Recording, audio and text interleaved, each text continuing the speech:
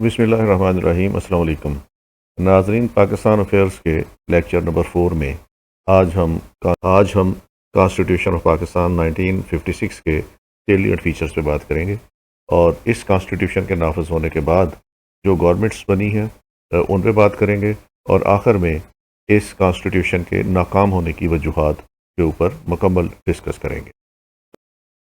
आज के इस लेक्चर में हम देखेंगे कि कॉन्स्टिट्यूशन ऑफ पाकिस्तान 1956 के सेलिएंट फीचर्स क्या हैं और इसके अंदर कौन से इसके अहम नुकात हैं। Constitution of 1956 was the first constitution which was passed and adopted by the Pakistan after independence of 1947। ये हम पहले लेक्चर्स में डिस्कस कर चुके हैं कि जब पाकिस्तान बना तो उस वक़्त 1935 का जो एक्ट था उसको अडॉप्ट कर लिया गया था और ये 1956 तक पाकिस्तान उस एक्ट के तहत काम करता रहा और 1956 में पाकिस्तान का ये पहला कॉन्स्टिट्यूशन बना। It came into force on 23 March 1956। It was a lengthy constitution containing 234 articles, 13 parts and 6 schedule. ये रिटन कॉन्स्टिट्यूशन था और ये एक लेंथी कॉन्स्टिट्यूशन था। इसमें 234 आर्टिकल्स शामिल किए गए थे। इसको 13 हिस्सों में तकसीम किया गया था और इसके साथ 6 शेड्यूल्स अटैच किए गए थे। The nature of the constitution was fundamentally British as it was mainly based on Indian act 1935। इसको बेसिकली जो इंडियन एक्ट 1935 था उसी का बेस इस्तेमाल करते हुए इसको यूज़ किया गया था। तो इसके फंडामेंटल्स जो थे वो ब्रिटिश सिस्टम से लिए गए थे क्योंकि जो 1935 का एक्ट था ये भी ब्रिटिश पार्लियामेंट ने बना के दिया था और इस कॉन्स्टिट्यूशन में और जो बरतानिया ने हमें 1935 में कॉन्स्टिट्यूशन बना के दिया था इसमें काफ़ी ज़्यादा सिमिलैरिटीज़ थी। कुछ पॉइंट ऐसे थे जो 1935 के एक्ट में थे लेकिन 1956 में शामिल नहीं किए गए थे, लेकिन मोर और लेस इसका थीम जो था वो ब्रिटिश फंडामेंटल जो ब्रिटिश कॉन्स्टिट्यूशन था उनके फंडामेंटल्स पे ही बेस करता था। Salient features of the constitutions are as under: the written constitution. The 56 constitution was written. It was a detailed and lengthy document comprising 234 articles, 13 parts and 6 schedules. इसका नाम जो था वो इस्लामिक रिपब्लिक ऑफ पाकिस्तान रखा गया। Article 1 में इसका नाम और इसका टाइप ऑफ गवर्नमेंट जो थी वो इसके अंदर आर्टिकल 1 के अंदर डिस्क्राइब की गई थी। आर्टिकल 1 कहता है Pakistan shall be a federal republic to be known as the Islamic republic of Pakistan. तो आर्टिकल 1 में ही इसका नाम जो था वो इस्लामिक रिपब्लिक ऑफ पाकिस्तान रखा गया और ये भी बता दिया गया कि ये एक फेडरेशन होगी या फेडरल रिपब्लिक होगी। The name of the country was adopted as Islamic republic of Pakistan. तो नोमेनक्लेचर भी इसका डिसाइड हो गया और इसमें यह भी डिसाइड हो गया कि ये एक फेडरेशन होगी। Objective resolution was included as preamble of the constitution. Objective resolution को एज इट इज ही इन्होंने इसके कॉन्स्टिट्यूशन का प्रीएम्बल बना दिया, उसको हूबहू इसके प्रीएम्बल में शामिल कर दिया। पाकिस्तान में पार्लियामेंट्री सिस्टम इंट्रोड्यूस करवाया गया। आर्टिकल 43 ये स्टेट करता है a parliamentary system the president was the head of the state and the prime minister was head of the government. Parliamentary form of government था और उसमें पार्लियामेंटेरियन सिस्टम में head of the administration अलग होता है, head of the state अलग होता है। तो 1956 का जो कॉन्स्टिट्यूशन था उसकी नेचर पार्लियामेंट्री सिस्टम की थी। इसमें एक प्रेसिडेंट का डेजिग्नेशन दिया गया था जो हेड ऑफ द स्टेट था और एक प्राइम मिनिस्टर का डेजिग्नेशन दिया गया था जो हेड ऑफ द एडमिनिस्ट्रेशन या हेड ऑफ द गवर्नमेंट था।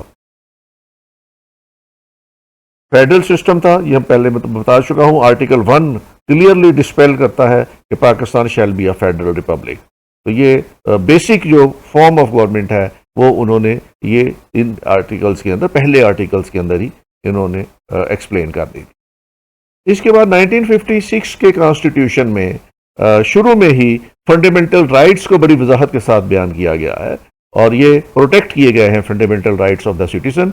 और जो राइट इन्होंने प्रोटेक्ट किए हैं उसमें आर्टिकल 4 कहता है कि कोई ऐसा कानून जो इस वक्त मौजूद है लेकिन वो फंडामेंटल राइट्स के खिलाफ है तो वो वाइड हो जाएगा, यानी उसकी कानूनी हैसियत खत्म हो जाएगी। आर्टिकल 4 ये गारंटी देता है कि जो पहले से लॉ बने हुए हैं उनमें से जो लॉ भी फंडामेंटल राइट्स के खिलाफ है वो वाइड हो जाएगा, वो खत्म हो जाएगा, नाकाबिले अमल हो जाएगा।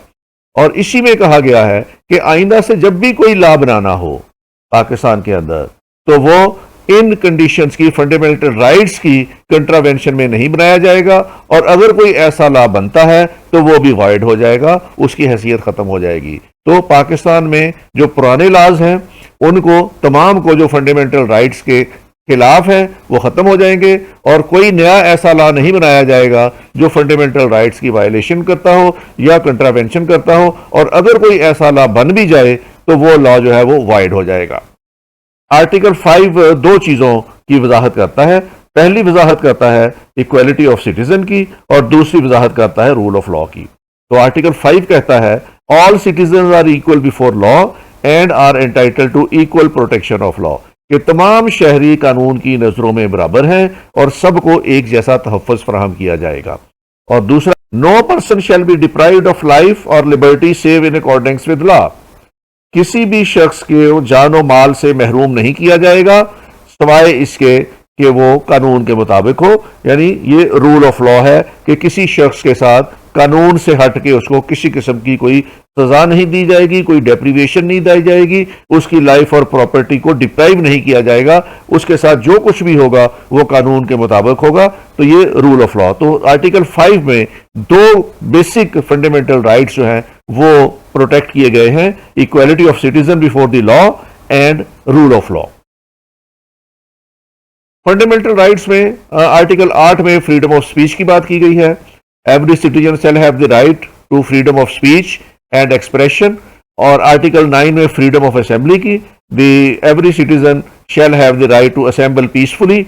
और आर्टिकल 10 में एसोसिएशन एंड यूनियन की, every citizen shall have the right to form association और यूनियंस। आर्टिकल 11 में freedom of movement, subject to all reasonable restriction imposed by law in the public interest, every citizen shall have the right to move freely throughout Pakistan and to reside and settle in any part thereof and to acquire, hold or dispose of property। कि कोई भी शहरी पाकिस्तान के किसी भी हिस्से में जा सकता है, उसकी मूवमेंट पे किसी किस्म की कोई रेस्ट्रिक्शन नहीं है, वो किसी भी इलाके में रहाइश इख्तियार कर सकता है, किसी भी इलाके में वो प्रॉपर्टी खरीद सकता है, उसको डिस्पोज ऑफ कर सकता है। तो इसको हम फ्रीडम ऑफ मूवमेंट कहते हैं। तो पाकिस्तानी सिटीजन को आर्टिकल 11 के तहत 1956 के आइन के अंदर फ्रीडम ऑफ मूवमेंट दी गई थी। आर्टिकल 13 में रिलीजियस फ्रीडम दी गई थी। Every religious community or denomination shall have the right to establish and maintain educational institutions.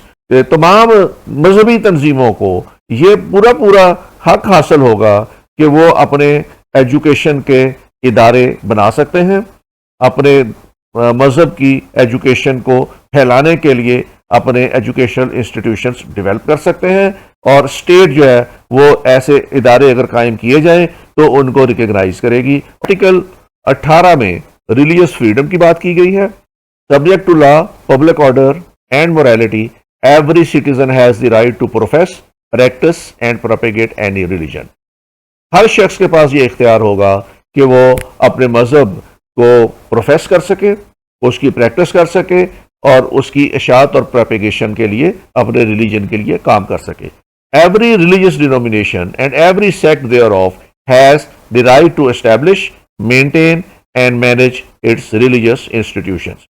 हर मजहब को ये इख्तियार होगा कि वो अपने रिलीजियस इंस्टीट्यूशंस बना सके, उनको मैनेज कर सके, जिसमें उनके तंजीम, उनके मजहबी इज्तिमाआत के लिए उनकी इबादत गाहें और उनके एजुकेशनल इंस्टीट्यूशन जिसके ज़रिए वो अपने दीन की तरवीज करना चाहते हैं। तो ये तमाम मज़ाहब को ये इख्तियार दिया गया था।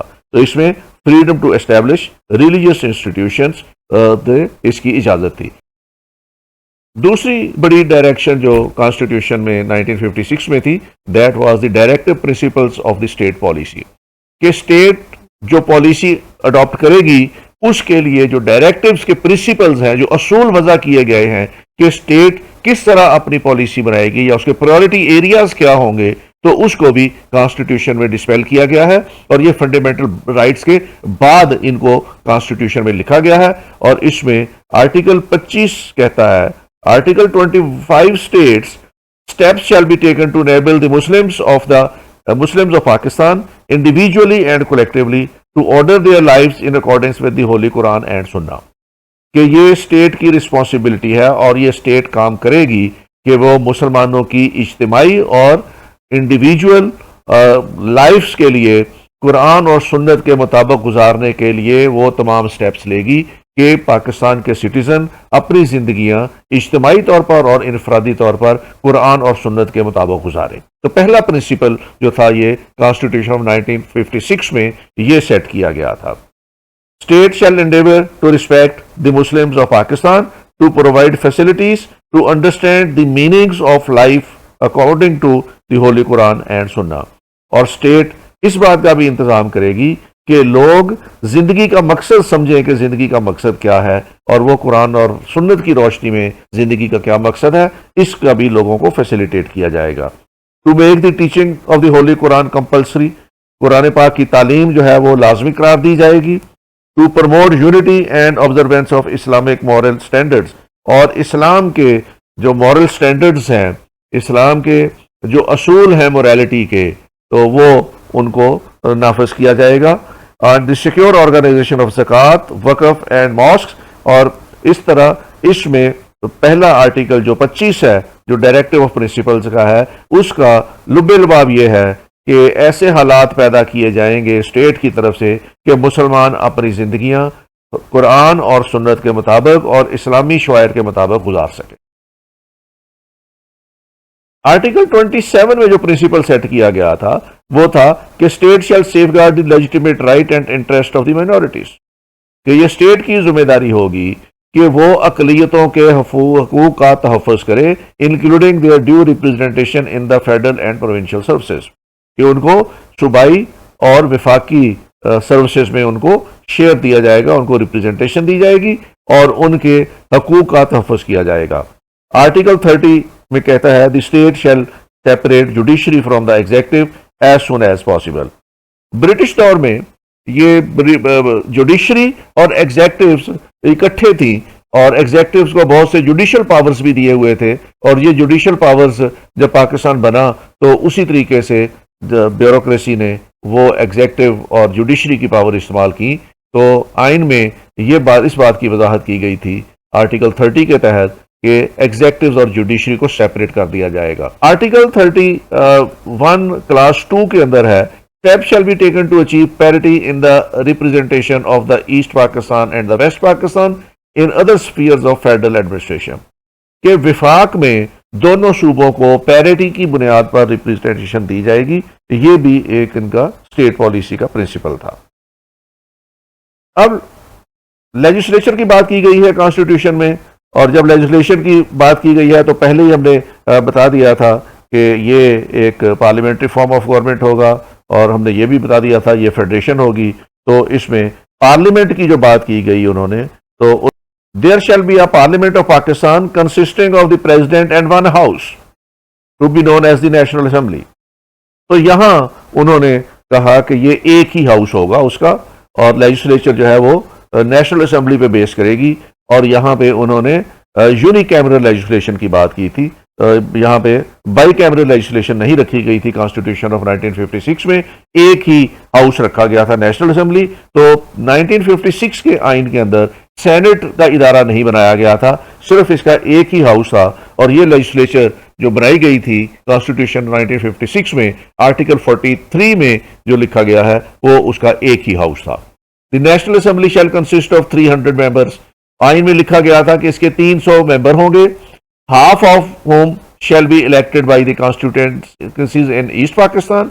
इनमें से आधे मेंबर जो हैं 150 मेंबर ये ईस्ट पाकिस्तान से इलेक्ट किए जाएंगे, and the other half by constituencies in West Pakistan, और दूसरे जो हाफ हैं 150 वो वेस्ट पाकिस्तान से सिलेक्ट किए जाएंगे, इलेक्ट किए जाएंगे। तो इसका मतलब ये है कि जो हाउस था नेशनल असेंबली का एक ही हाउस था, और इसमें ईस्ट पाकिस्तान और वेस्ट पाकिस्तान से दोनों सूबों से इक्वालिटी की बुनियाद पर 150 मेंबर्स जो था उसको चुने जाना था। तो इस तरह हाउस में ईस्ट विंग को और वेस्ट विंग को उन्होंने पैरिटी दे दी, बराबर सीटें दे दी। There shall for a period of 10 years from the constitution day be 10 seats for women members.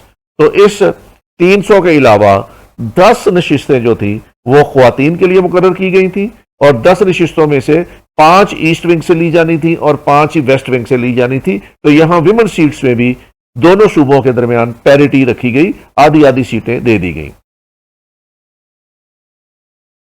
Article 50 कहता है कि president may summon, prorogue and dissolve the national assembly and shall when summoning the assembly fix the time and place of the meeting. President assembly का इजलास किसी वक्त भी बुला सकता था, इजलास को खत्म भी कर सकता था, प्रोरोग भी कर सकता था और असेंबली को डिसॉल्व करने का इख्तियार भी प्रेसिडेंट के पास था। Provided that at least one session of the assembly in each year shall be held इन ढाका। तो 56 के आइन में ये कंडीशन रखी गई थी कि साल में कम से कम 2 इजलास होंगे असेंबली के और कम से कम एक इजलास जो है, जितने भी 2 से ज्यादा जितने भी हो सकते हैं, लेकिन कम से कम एक इजलास असेंबली का जो है वो ढाका में जरूर होगा। Unless sooner dissolved the national assembly shall stand dissolved after the expiration of 5 years from the date of its first meeting. तो असेंबली की जो म्याद थी वो 5 साल के लिए रखी गई। आर्टिकल 32 में प्रेसिडेंट के सिलेक्शन का तरीका रखा गया था। The president of Pakistan shall be elected by the members of the national assembly and the provincial assembly. जो इलेक्टोरल कॉलेज था जिसने प्रेसिडेंट को चुनना था वो नेशनल असेंबली के मेंबर्स और दोनों प्रोविंशियल असेंबलीज के मेंबर मिलके, ये तीनों असेंबलीज मिलके प्रेसिडेंट को चुननी थी। तो प्रेसिडेंट का इलेक्टोरल कॉलेज, नेशनल असेंबली और दोनों प्रोविंशियल असेंबलीज रखा गया। A person shall not be qualified for election as president unless she is a Muslim and is not less than 40 years of age। तो सदर के लिए जरूरी था कि वो मुसलमान हो और उसकी उम्र 40 साल से ज्यादा हो। आर्टिकल 33 में प्रेसिडेंट के ओहदे की म्याद रखी गई थी कि ये 5 years होगा और कोई शख्स जो है वो प्रेसिडेंट का ओहदा 2 से ज्यादा टर्म्स के लिए कंसेक्टिवली नहीं रख सकता था। 1956 के अंदर यह बड़ी अच्छी क्लास रखी गई थी कि कोई भी शख्स कंसेक्टिवली 2 टर्म से ज्यादा पाकिस्तान का सदर नहीं बनेगा। आर्टिकल 35 में वो तरीका लिखा गया था जिससे प्रेसिडेंट को इंपीच किया जा सकता है। President may be impeached on charges of violating the constitution or gross misconduct.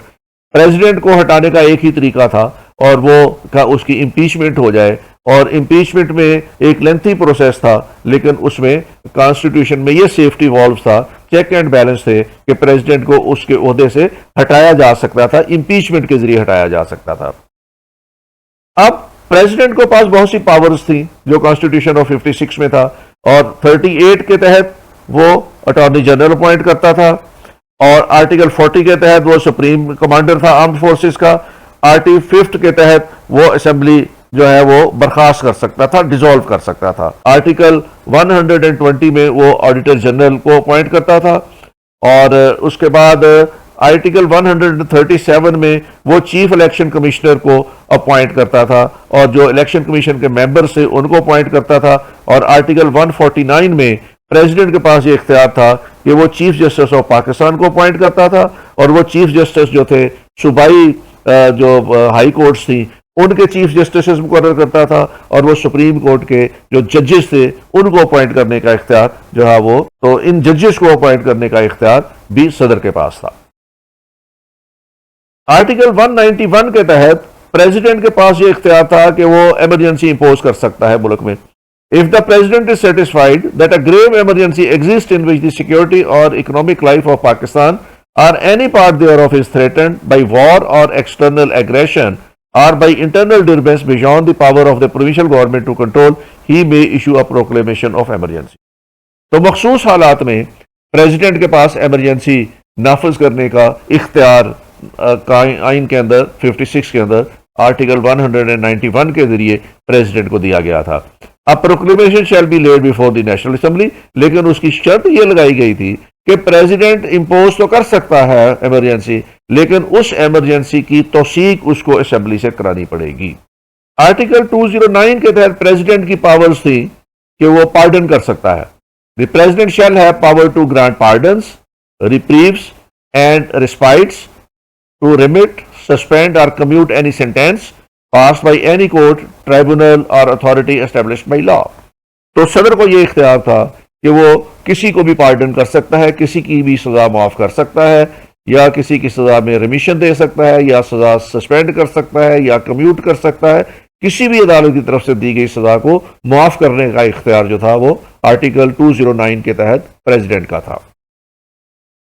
Article 213 में प्रेसिडेंट को इम्यूनिटी थी कि प्रेसिडेंट के अरसे के दौरान, जब तक वो प्रेसिडेंट रहता है, उसके दौरान कोई भी काम उसने किया हुआ हो इन discharge of his official duty, तो उसके बारे में कोई कोर्ट जो है वो उसका कॉग्निजेंस नहीं ले सकती। Neither the president nor the governor of province shall be answerable to any court for the exercise of powers and performance of duties of his office or for any act done or purported to be done in exercise of those powers and performance of those duties. कि बहसियत सदर अगर उसने कोई भी काम किया हुआ है तो कोई अदालत उसके इस काम का कॉग्निजेंस नहीं ले सकती। इसके बाद आर्टिकल 37 से ऑनवर्ड ये प्राइम मिनिस्टर के तरीका इंतखाब के बारे में है कि प्राइम मिनिस्टर कैसे चुना जाएगा। आर्टिकल 37 कहता है there shall be a cabinet of ministers with the prime minister at its head. The president shall in his discretion appoint from the amongst the member of the National Assembly a prime minister who in his opinion is most likely to command the confidence of the majority of the members of the National Assembly। आइन में 56 में यह सदर का इख्तियार था कि वो असेंबली के किसी मेंबर को जिसके बारे में उसको ये एश्योरेंस हो कि वो कमांड कर रहा है मेजॉरिटी ऑफ द हाउस, उसको वो नामजद कर सकता था एज अ प्राइम मिनिस्टर। और जो नामजद वजीर आजम था वो फिर अपनी अक्सरियत शो करता था और उसके बाद वो हलफ ले लेता था। Other ministers, minister of the state and deputy minister shell be appointed and removed from office by the president.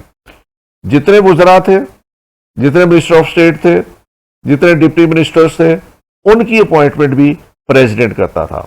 The cabinet shall be collectively responsible to the national assembly. और चूंकि ये पार्लियामेंट्री फॉर्म ऑफ सिस्टम था, इसलिए जो cabinet थी वो answerable थी to the national assembly. The prime minister shall hold office during the pleasure of the president.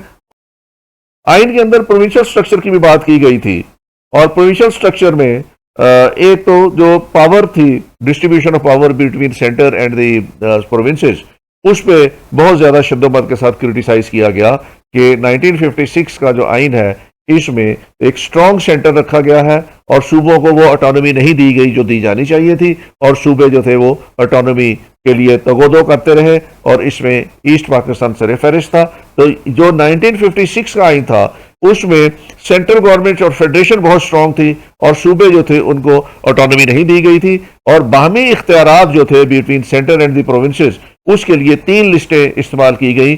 Federal list में 30 आइटम थे, कंकरेंट लिस्ट में 19 आइटम थे और प्रोविंशियल लिस्ट जो थी उसके अंदर 94 आइटम्स थे, और जो रेजिडुअरी पावर्स थी वो सेंटर के पास थी। तो मजबूत सेंटर था और सूबे जो थे उसमें प्रोविंशियल ऑटोनॉमी नहीं थी 1956 के आइन के अंदर। आर्टिकल 70 जो है ये प्रोविंशियल गवर्नमेंट की एस्टेब्लिशमेंट की बात करता है। जैसे सेंटर में गवर्नमेंट बनती है इसी तरह प्रोविंसेस में गवर्नर होगा और उसके नीचे एक चीफ मिनिस्टर होगा। तो उसमें गवर्नर जो है वो सिटीजन ऑफ पाकिस्तान होगा, उसकी एज 40 साल होगी, और वो ऐसे शख्स को जो सूबाई असेंबली का मेंबर हो और वो अक्सरियत रखता हो मेंबर्स की, उसको नॉमिनेट करेगा एज द चीफ मिनिस्टर। और the cabinet shall be collectively responsible to the provincial assembly. ये वही रेप्लिका है जो फेडरल गवर्नमेंट में था, वही इन्होंने प्रोविंशियल गवर्नमेंट में रखा। आर्टिकल 76 के तहत प्रोविंशियल लेजिस्लेचर जो थी वो भी यूनिकैमरल थी, उसका भी एक ही हाउस था, और provincial assembly shell consist of 300 members. दोनों प्रोविंशियल असेंबलीज ईस्ट पाकिस्तान की भी और वेस्ट पाकिस्तान की भी ये 300 मेंबर्स पे मुश्तमिल थी, और इसके अंदर दोनों असेंबलीज के अंदर 10-10 सीटें जो थी वो ख्वातीन के लिए मखसूस की गई थी। गवर्नर को ये इख्तियार था कि वो असेंबली का इजलास बुला सकता है, प्रोरोग कर सकता है, असेंबली को डिसॉल्व कर सकता है, और प्रोविंशियल असेंबली जो थी उसकी लाइफ भी 5 साल रखी गई। नेशनल असेंबली की भी 5 साल थी, सूबाई असेंबली की भी 5 साल थी। 56 के कॉन्स्टिट्यूशन में इंडिपेंडेंट जुडिशरी की बुनियाद रखी गई और ये constitution guaranteed the independence of the judiciary. Article 178 कहता है सुप्रीम कोर्ट होगी, उसका एक चीफ जस्टिस ऑफ पाकिस्तान होगा और जजेस की तादाद ज्यादा से ज्यादा 6 होगी। 6 से ज्यादा जजेस सुप्रीम कोर्ट में नहीं होंगे। Chief justice of Pakistan shall be appointed by the president, और चीफ जस्टिस को प्रेसिडेंट अपॉइंट करेगा। तो ये भी प्रेसिडेंट की पावर्स थी to appoint the chief justice of Pakistan. और जजेस की रिमूवल का तरीका आसान नहीं था। ये उसी तरीके से असेंबली से इम्पीचमेंट प्रोसीडिंग्स होनी थी, और अगर किसी के खिलाफ इम्पीचमेंट प्रोसीडिंग हो जाती थी तो उस जज को रिमूव कर दिया जाता था। अदरवाइज एडमिनिस्ट्रेटिवली गवर्नमेंट के लिए किसी भी जज को ओहदे से रिमूव करना नामुमकिन था, क्योंकि आइन के अंदर उसकी गुंजाइश ही नहीं थी। आर्टिकल 156 में सुप्रीम कोर्ट को जो पावर्स दी गई थी, एक तो उसको ओरिजिनल जुरिडिक्शन दी गई थी कि जो सूबों के दरमियान और सेंटर के दरमियान अगर कोई झगड़ा होता था, या दो सूबों के दरमियान अगर झगड़े होते थे, तो ओरिजिनल जुरिडिक्शन थी कि वो कोई भी सूबा सुप्रीम कोर्ट में जा सकता है। उसके बाद इंटरप्रिटेशन ऑफ द कॉन्स्टिट्यूशन का अगर कोई मसला होता था तो ये सुप्रीम कोर्ट के पास जा सकता था। सुप्रीम कोर्ट की अपीलेट अथॉरिटी थी कि जो हाई कोर्ट ने फैसले किए हुए हैं, अग्रीव्ड पार्टी जो है वो अपील में सुप्रीम कोर्ट जा सकती थी। और आर्टिकल 162 में अगर फेडरल गवर्नमेंट को किसी क्वेश्चन पे कोई रहनुमाई चाहती होती थी, कुछ लॉ ऑफ पॉइंट की इंटरप्रिटेशन करनी होती थी, तो वो क्वेश्चन की सूरत में कोर्ट को भेज सकता था for consideration, and the court may after such hearing as it think fit report its opinion thereupon to the president. कोई भी रेफरेंस अगर प्रेसिडेंट की तरफ से भेजा जाए किसी भी लॉ पॉइंट के ऊपर उसकी इंटरप्रिटेशन के लिए, या उसका कोई क्वेरी हो प्रेसिडेंट की, तो सुप्रीम कोर्ट की ये जुरिडिक्शन थी कि वो उस पर अपना ओपिनियन दे सकता था।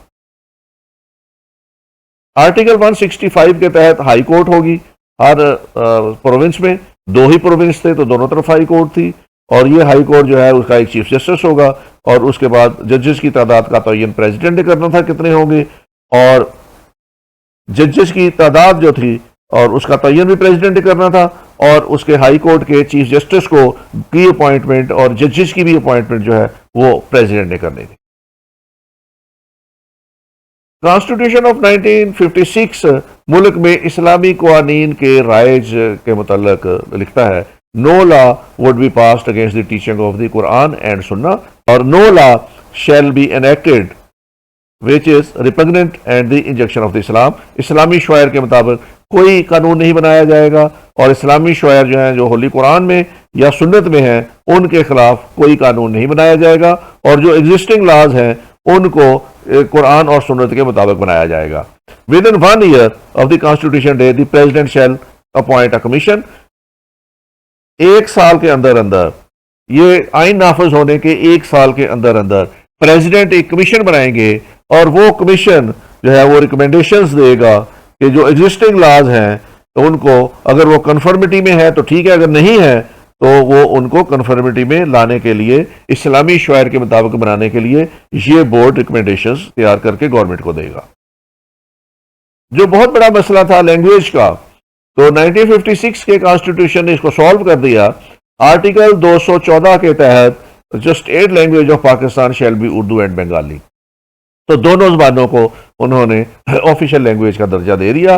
Provided that for the period of 20 years from the constitution day continue to be used for all official purposes.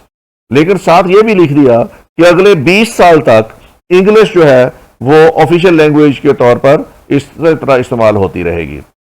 1956 के कॉन्स्टिट्यूशन में डायरेक्ट इलेक्शन की बात की गई थी, और सिटीजनशिप में सिंगल सिटीजनशिप थी, यानी सिटीजन पाकिस्तान की थी और किसी किस्म की सिटीजनशिप सूबों को देने का इख्तियार नहीं था। ये कॉन्स्टिट्यूशन जो था ये फ्लेक्सिबल था, इसको चेंज करना जो था वो आसान था, और वो एट टाइम्स इसको कहते हैं कि ये मिक्स था, फ्लेक्सिबल भी था लेकिन रिजिड भी था, लेकिन इसको का इस्तेमाल जो था method of amendment in the constitution जो था उसके हिसाब से ये फ्लेक्सिबल था। The constitution may be amended or repealed by an act of the parliament if the bill for that purpose is passed by a majority of the total members of the national assembly and by the votes of not less than 2/3 of the members of that assembly present and voting and is assented by the president। और अगर ये किसी सूबे के मुतल्लिक कोई चीज हो इसके अंदर तो फिर वो प्रोविंशियल असेंबली जो है वो भी इसको पास करेगी, तब पास होना था।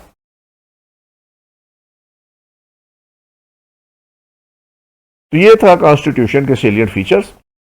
इसके मुताबिक फिर पाकिस्तान में जो अगली गवर्नमेंट बनती है तो उसमें सबसे पहले तो ये हुआ कि सिकंदर मिर्ज़ा साहब जो थे वो गवर्नर जनरल थे और इन्होंने जिस दिन आइन नाफिज हुआ 23 मार्च 1956 को ये आइन नाफिज हुआ तो उसमें प्रेसिडेंट का पोर्टफोलियो था। तो सिकंदर मिर्ज़ा साहब जो गवर्नर जनरल थे इन्होंने गवर्नर जनरल का ओहदा ख़त्म हो गया, प्रेसिडेंट का ओहदा इंट्रोड्यूस हुआ तो ये प्रेसिडेंट बन गए। और जिस दिन आइन नाफिज हुआ 23 मार्च 1956 को, उससे पहले चौधरी मोहम्मद अली साहब वज़ीर आज़म थे तो ये इसी तरह वज़ीर आज़म रहे और ये 12 सितंबर 1956 तक वज़ीर आज़म रहे। उसके बाद फिर हुसैन शहीद सोहरवर्दी जो अवामी लीग के थे और इब्राहिम इस्माइल चंडीगढ़ 17 अक्टूबर 57 को वज़ीर आज़म बने और ये सिर्फ 2 महीने तक वज़ीर आज़म रहे। इनका ताल्लुक मुस्लिम लीग से था। इसके बाद फिर फिरोज़ खान नून जो थे वो वज़ीर आज़म बने, ये 10 माह तक वज़ीर आज़म रहे। ये रिपब्लिकन पार्टी के थे और फिर 7 अक्टूबर 1958 को सिकंदर मिर्ज़ा साहब जो सदर थे उन्होंने इमरजेंसी नाफिज कर दी और उन्होंने इक़्तिदार खुद संभाल लिया और असम्बली उन्होंने फारग कर दी। तो ये इसके बाद ये 4 वज़राए आज़म रहे इस थोड़े से अरसे में और ये 2 साल का अरसा बनता है और 2 साल के अरसे में ये 2.5 साल के अरसे में ये 4 वज़ीर आज़म पाकिस्तान के रहे और ये पॉलिटिकल इंस्टेबिलिटी आ गई कॉन्स्टिट्यूशन नाफिज होने के बाद कि हुकूमतें जो थी वो बड़ी तेज़ी के साथ चेंज होती रहीं। सबसे पहले तो चौधरी मोहम्मद अली ने कंटिन्यू किया, वो पहले भी वज़ीर आज़म थे।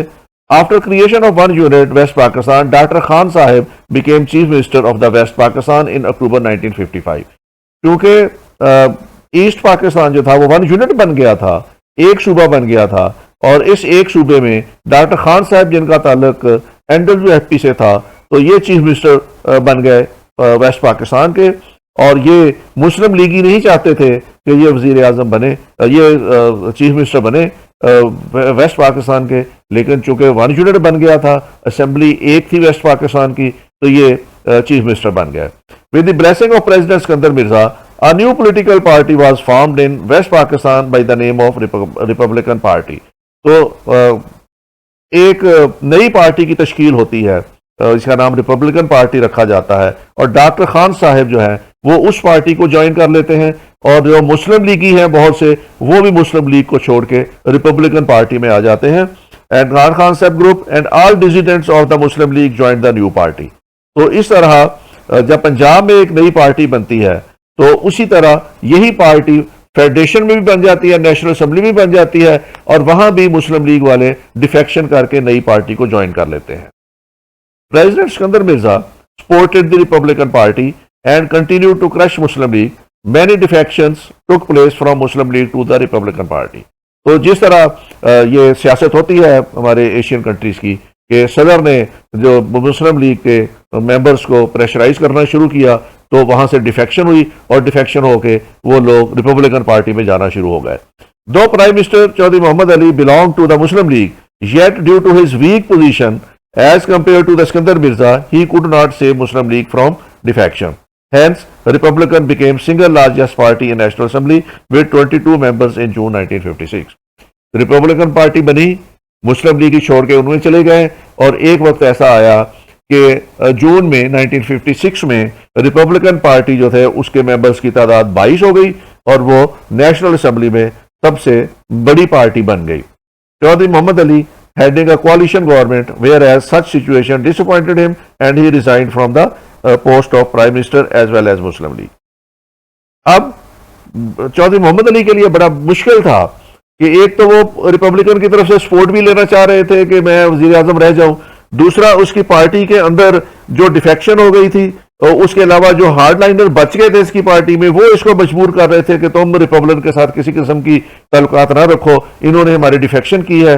तो चौधरी मोहम्मद अली दोनों तरफ से फंसे हुए थे, तो इन्होंने मुनासिब यही समझा कि इस सूरत हाल में मैं इस्तीफा दे दूं। उन्होंने वजीर आजम की सीट से भी इस्तीफा दे दिया और उन्होंने मेंबर जो थे वो मुस्लिम लीग के मेंबर होने की हैसियत से भी इस्तीफा दे दिया और मुस्लिम लीग भी छोड़ दी और प्राइम मिनिस्टर भी छोड़ दी। तो इस तरह पहली गवर्नमेंट जो है वो ये आइन नाफज होने के, तो ये 6 महीने बाद ये पहली गवर्नमेंट जो है वो स्टेप डाउन हो जाती है। आइन नाफज करने के 6 महीने बाद ये हुकूमत स्टेप डाउन हो जाती है। इसके बाद हुसैन शीद सोहरवर्दी को वजीर आजम बनाया जाता है और हुसैन शीद सोहरवर्दी भी 1 साल तक वजीर आजम रहते हैं। Hussain Shaheed Suhrawardy belong to the Awami League, ये ईस्ट पाकिस्तान की अवामी लीग थी, ये उसके मेंबर थे, which was in power in east Pakistan. और ये अवामी लीग ईस्ट पाकिस्तान में भी जो उनकी सूबाई हुकूमत है इन्होंने बनाई हुई थी। Where as doctor Khan Sahib of Republican Party was chief minister in West Pakistan. Khan Sahib जो थे वो रिपब्लिकन पार्टी के चीफ मिनिस्टर थे। तो अब दोनों पार्टीज जो थी वो एक दूसरे के साथ अलायंस करके इन्होंने सोहरवर्दी को हुकूमत दे दी। Suhrawardy forged an alliance between Awami League and Republican Party. 2 major issues cropped up in his tenure. जब सोहरवर्दी साहब की हुकूमत आ गई तो उस वक्त 2 इशू क्रॉप अप हुए। पहला इशू ये था कि इलेक्शन होने थे और उसके लिए वोटर लिस्टें बननी थी, तो 2 हिस्सों में तकसीम हो गए।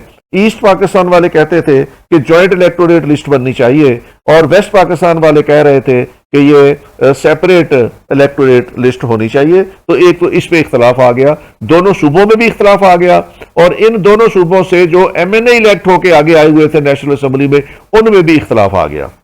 तो अब रिपब्लिकन जो थे वो चूंकि ईस्ट पाकिस्तान से थे वो कह रहे थे कि ये सेपरेट लिस्ट होनी चाहिए और जो अवामी लीग वाले इलेक्ट होके आए थे वो कह रहे थे कि ये जॉइंट लिस्ट होनी चाहिए। तो इस पे सोहरवर्दी साहब जो थे वो बड़े मखमसे में पड़ गए कि वो रिपब्लिकन उनके कोalition गवर्नमेंट है उसकी बात माने या जो उनकी अपनी पार्टी जो है उसकी वो किसकी बात माने। तो एक तो ये इख्तलाफ आ गया। दूसरा, वेस्ट पाकिस्तान असेंबली ने एक करारदाद पास की, resolution on 17 September 1957 by 170-4 to abolish 1 unit. तो वेस्ट पाकिस्तान की असेंबली ने एक करारदाद पास की जिसपे उन्होंने कहा कि ये 1 यूनिट को अबॉलिश कर दिया जाए। तो अब ये अबॉलिश करने की जब बात आ रही थी तो यही बात जो थी वो ईस्ट पाकिस्तान की असेंबली भी कह रही थी। जब 1 यूनिट बनाया गया था तो उन्होंने इसकी मुखालफत की थी। अब वेस्ट पाकिस्तान ने भी कहा कि ये 1 यूनिट खत्म कर दिया जाए। तो ये 2 प्रेशर्स जो थे वो हुसैन शीद सोहरवर्दी के ऊपर आए और इन 2 प्रेशर्स को वो सस्टेन नहीं कर सके और इख्तलाफ पैदा हो गया और वो कंटिन्यू नहीं करा सके उस कोalition को। Suhrawardy denounced the anti-1 unit resolution, thus pushed himself in a very critical situation। अब चूंकि वो एंटी-1 यूनिट रेजोल्यूशन आ गई थी और सोहरवर्दी ने इसको डिनाउंस कर दिया। जब डिनाउंस कर दिया तो ईस्ट पाकिस्तान वाले तो पहले ही कह रहे थे कि ये 1 यूनिट खत्म होना चाहिए और वेस्ट पाकिस्तान वालों ने भी कहना शुरू कर दिया। तो सोहरवर्दी की पोजीशन जो थी वो दोनों तरफ खराब हो गई। His political party Awami league was demanding dispensing with principle of parity and representation of the east Pakistan in national assembly on the basis of population. जो अवामी लीग थी उसका मुतालबा ये था कि 1 यूनिट को खत्म किया जाए और जो प्रिंसिपल ऑफ पैरिटी है इसको भी खत्म किया जाए और ईस्ट पाकिस्तान को उसकी पॉपुलेशन के हिसाब से नेशनल असेंबली में सीटें दी जाए। Under such situation Republican Party members withdraw their support from the coalition government of Hussain Shaheed Suhrawardy. तो जो रिपब्लिकन से उन्होंने कहा कि चूंकि आपने हमारी पेश की हुई करारदाद और पास की हुई करारदाद वेस्ट पाकिस्तान से उसको आपने डिनाउंस किया है, इसलिए हम नेशनल असेंबली में आपकी हमायत जारी नहीं रख सकेंगे। तो इस तरह कोalition गवर्नमेंट जो थी वो खत्म हो गई। Under such circumstances Sikandar Mirza forced him to resign. Suhrawardy tender his resignation on 17 October 1957। तो इस तरह असेंबली के अंदर जो ग्रुप बने हुए थे उसमें इख्तलाफात की वजह से हुसैन शीद सोहरवर्दी साहब जो थे उनकी हुकूमत भी नहीं चल सकी और 1 साल के अंदर अंदर उनको भी इस्तीफा देना पड़ गया। इसके बाद तीसरी हुकूमत बनती है इस आइन के बाद आई चौधरीगढ़ की और यह हुकूमत बड़ी मुश्किल से 2 महीने चली। Ismail Ibrahim Chandigarh was from Muslim League. Sikandar Mirza invited him to form the government. Republicans formed a coalition with Muslim League and supported the government of II Chandigarh. तो एक तो मुस्लिम लीग को हुकूमत मिल गई, रिपब्लिकन ने उनको support करना शुरू कर दिया।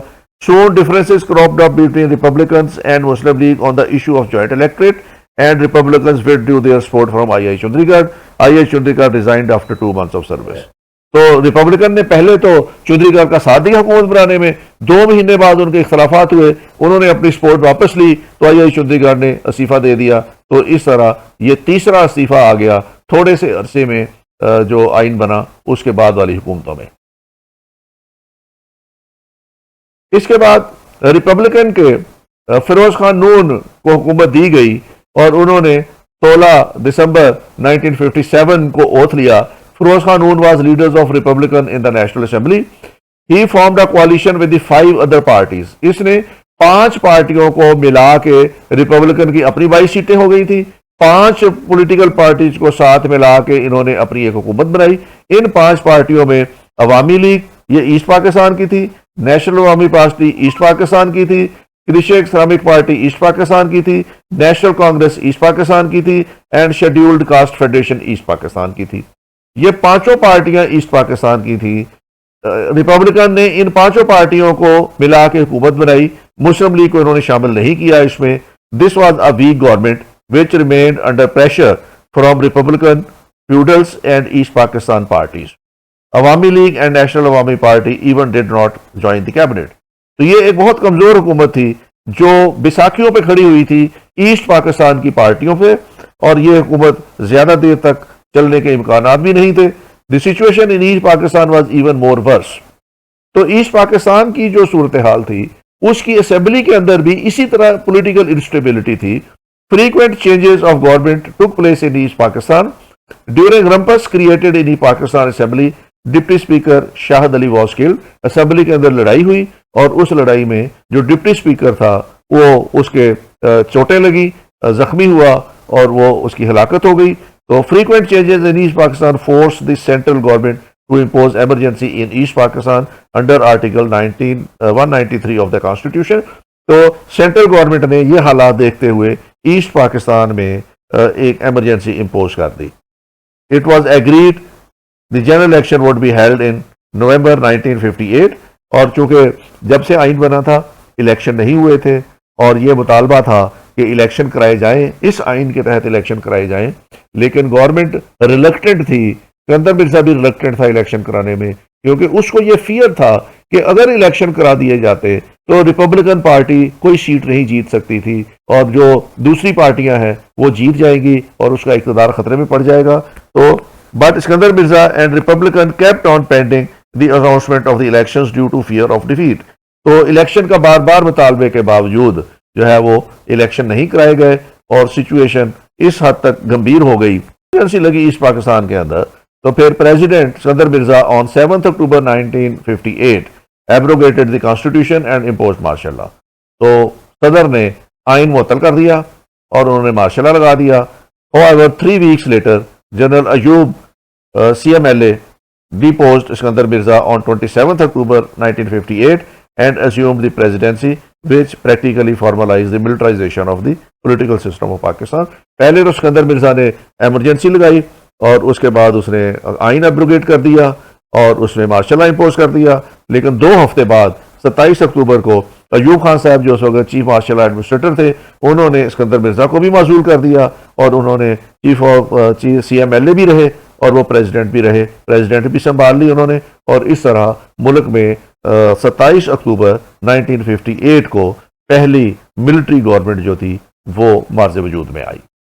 तो इससे साथ ही जो आइन था 1956 का, ये 2.5 साल रहने के बाद इसको मुअत्तल कर दिया गया और इसको आइन को एब्रोगेट कर दिया गया। अब इसके फेलियर के क्या असबाब थे? पहले तो यह था कि डिफेक्ट थे कॉन्स्टिट्यूशन में जिसकी वजह से ये आइन मुअत्तल किया गया या इसको एब्रोगेट किया गया। वो ये था कि यूनिकैमरल लेजिस्लेशन बनाई थी, जबकि जहां भी फेडरेशन हो वहां पे 2 हाउस बनाए जाते हैं, अपर हाउस थी, लोअर हाउस, और इस आइन के अंदर एक ही हाउस था और फेडरेशन में एक ही हाउस जो है वो नहीं चल सकता। फेडरेशन का तकाजा ये है कि जितने भी यूनिट्स हैं इनको बराबर नुमाइंदगी दी जाए, और उसके लिए पूरी दुनिया में अपर हाउस का सिस्टम नाफिज है, क्योंकि हमारे आइन में सिर्फ इन्होंने लोअर हाउस रखा था, अपर हाउस नहीं रखा था। तो इसलिए ये आइन जो था उसमें वो सेफ्टी कुशंस मौजूद नहीं थे जो एक फेडरेशन को साथ लेके चलते हैं। पैरिटी बिटवीन बोथ विंग्स, दोनों सूबों को इन्होंने नेशनल असेंबली में एक जैसी सीटें दे दी थी। ये कभी भी नहीं हुआ कि लोअर हाउस में सूबों को पैरिटी की बुनियाद पर सीटें दी जाएं, वहां पॉपुलेशन के हिसाब से सीटें दी जाती हैं। तो ये एक पैरिटी रखने की कोशिश की गई थी, उस वजह से हमारे सूबों के दरमियान इख्तलाफात सामने आए और उस वजह से भी ये आइन जो था वो आगे नहीं चल सका। वन यूनिट फार्मूला के खिलाफ ईस्ट पाकिस्तान भी था और अल्टीमेटली फिर वेस्ट पाकिस्तान के पॉलिटिशियंस भी हो गए। तो वन यूनिट का बनाना एक फजूल सी एक्सरसाइज थी। इस तरह की एक्सरसाइजेस थे, ना पैरिटी कभी मुल्कों को दी जाती है ना सूबों को दी जाती है।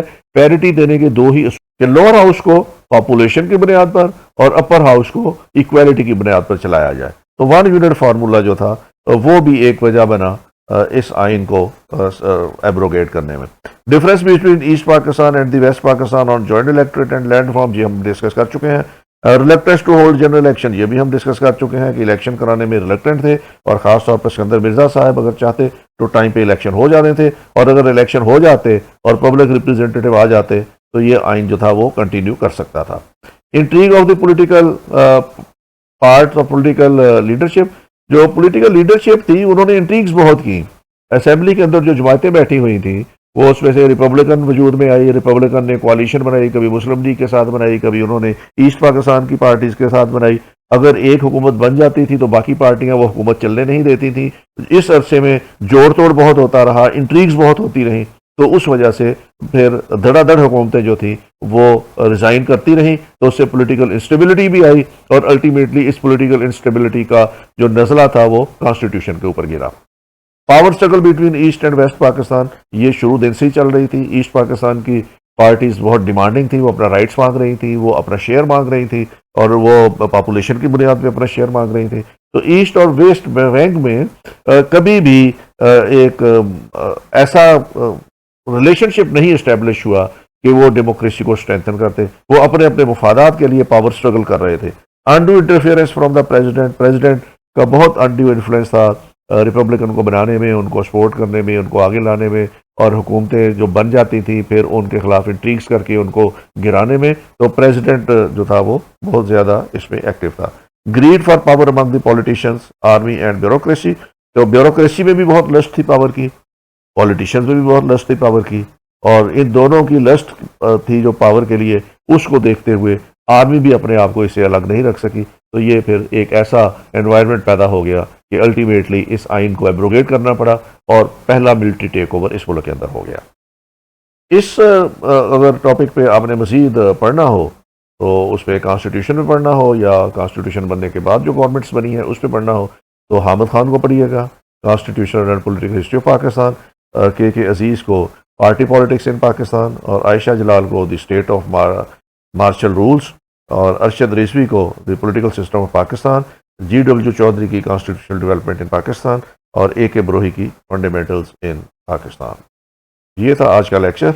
अगला लेक्चर हमारा इंशाअल्लाह पाकिस्तान पॉलिटिकल हिस्ट्री, और इसमें हम अयूब खान रजीम को स्टडी करेंगे 1958 से लेके 1969 तक। उस वक्त तक के लिए खुदा हाफिज़, टेक केयर, थैंक यू।